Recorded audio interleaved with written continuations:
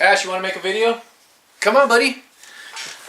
Hello, everybody who happened to stumble across my YouTube channel.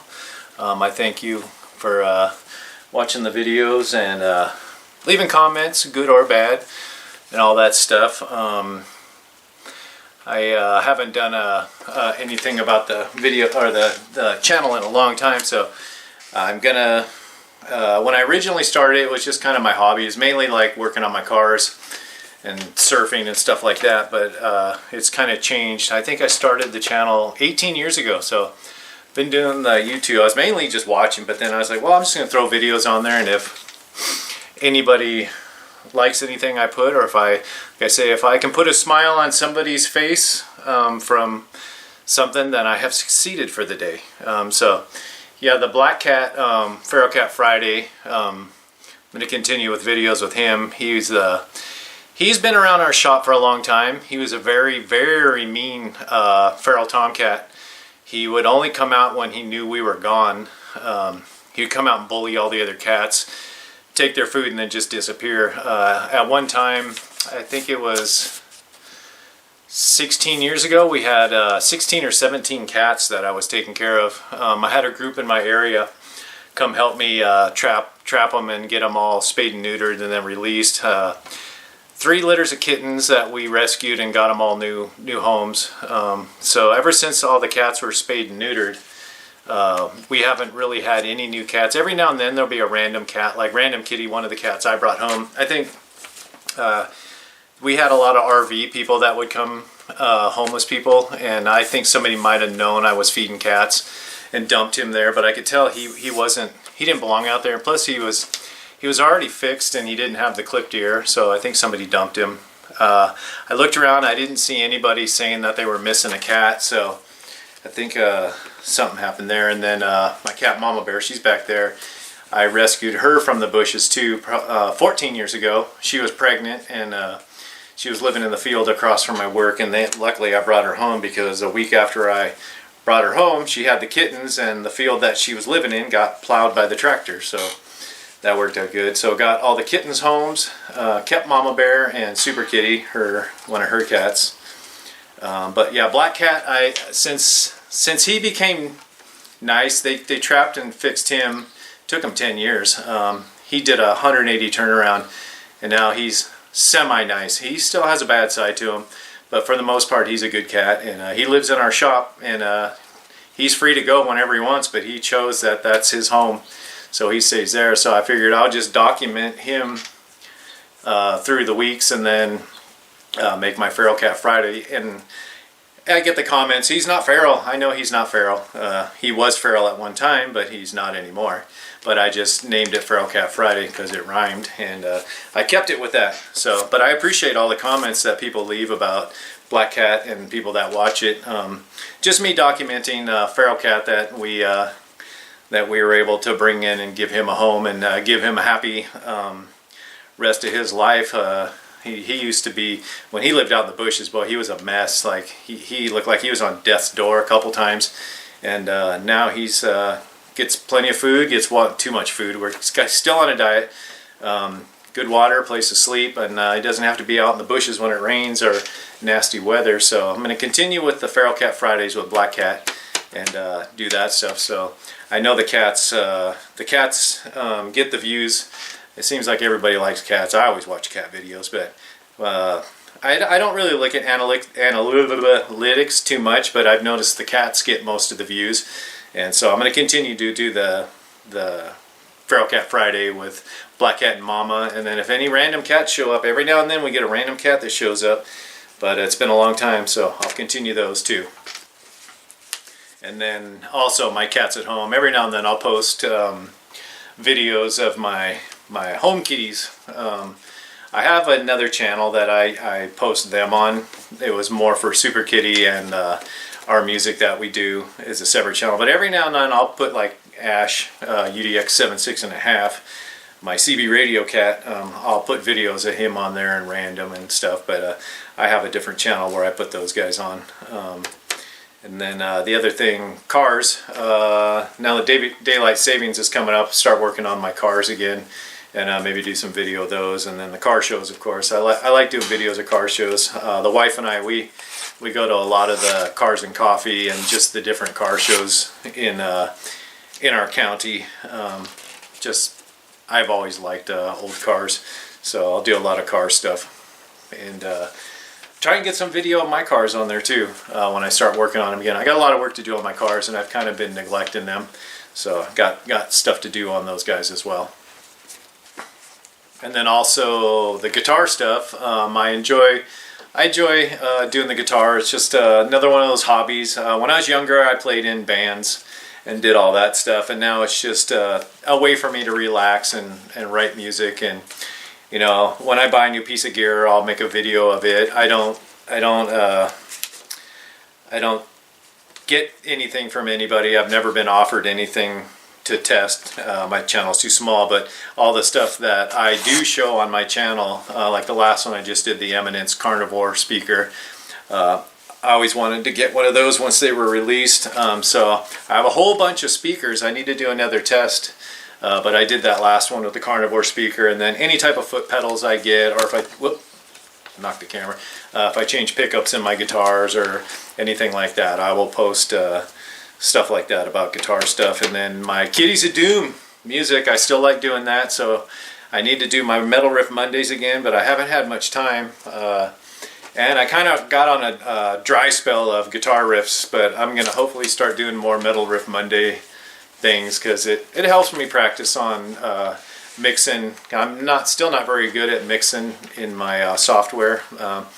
I don't think there's ever an end to getting a perfect mix, especially with the recording stuff that I got. It's pretty low budget, so I try to do the best I can. And so I'm going to try and get the Metal Riff Mondays going again, some more guitar stuff and music stuff, and maybe when I get some other new stuff, because I seem to always say I'm not buying any more guitar stuff, and I always end up buying new guitar stuff. I got a lot of stuff I need to sell too, or donate. But so more music and guitar stuff coming up, and hopefully get back on the Metal Riff Mondays. And then I haven't done any surf videos for a long time. I need to, maybe this summer I'll get my GoPro back out and do some more surf stuff. But I haven't done, it's been a couple years since I've took my GoPro out and done some surfing stuff. It's just kind of a nightmare now on the water. Like after COVID, it seems like the county I live in just got invaded. I mean, there's so many humans in the water now compared to, I would say 7 or 8 years ago, the spot that I like to surf, I mean, I could go down there on a decent swell and there'd only be a handful of guys out, and you could find a peak to yourself and, you know, get good video and surf and stuff. And then now you go down there and there's 8,000 people. Like, it's just, there's so many people in the water these days. Everyone wants to have fun. I don't blame them, because it's surfing's fun. But maybe if I can find a spot to myself and do some more video.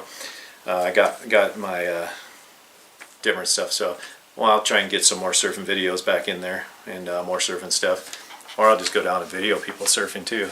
I like doing photography and video, so I can do my POV with my GoPro, or I can go out there and just video people on good swells and get some more of that stuff in there. And then the one of the things, the CB radio, that's been a hobby of mine since a long time. First time I ever tried CB radio was back in the it was like 76. My father had a CB radio, and he would let me and my brother mess around on it every now and then. Didn't matter what channel we were on. We just would see like movies, and they'd always be like Breaker 19, Breaker 19. So every channel, I mean, it didn't matter if it was 1 to 23, because I think it was only a 23 channel radio back then. But we'd be on channel 5, and me and my brother would be like, Breaker 19, Breaker 19. That's all we knew what to say. And then people would come back to us and they'd be like, now what, now what? So but it was interesting. Then later, when me and my friends would travel on our surf contests up and down the coast, before cell phones, we all had CB radios. So that's how we communicated on the road during our traveling for our surf contests. We would do CB radio, and I think it was the mid-90s, because I had a Cobra 29, and then the mid-90s I bought a Unit and Grant XL. My friend had a Cobra 148, and I wanted to get one of those, but the shop was out of those, so he sold me a Unit Grant XL, and I still have it.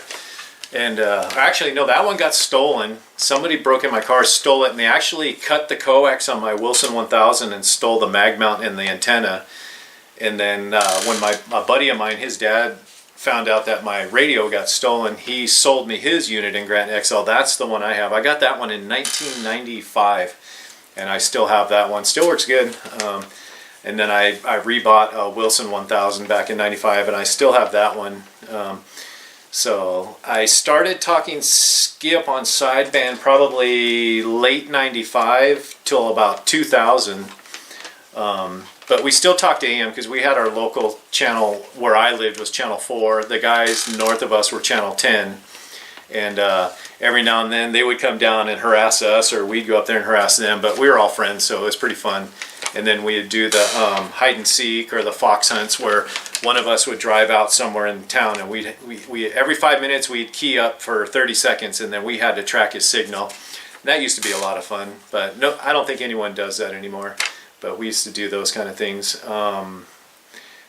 Then around 2000, I moved, and the place I moved, it was a HOA place. I couldn't have an antenna, and I kind of got out of radio for quite a while.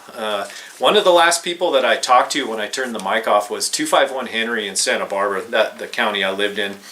And then when I came back, 20 years later, I had moved and I found all my CB radio stuff, and I'm like, I'm gonna hook it up and see. And then I remember it was like a couple days after I hooked up my mobile, 25 Henry was like one of the first people I talked to coming back. So he was one of the last people I talked to, and then one of the first people I talked to when I came back. And I guess all the guys that we used to talk to back in the 80s and 90s either moved away, passed away, or just hung up the mic. And he's the last one out there of the guys from the local area that we used to talk to that's still around. And then so now I post a lot of CB radio stuff, and that's mainly for people that want to hear their signal coming through my radio in Southern California, because I always enjoy listening to people that do the live gates and post videos like way far away, this and that, like the friends in New Zealand or Australia, all around East Coast of America, Canada, and all that. So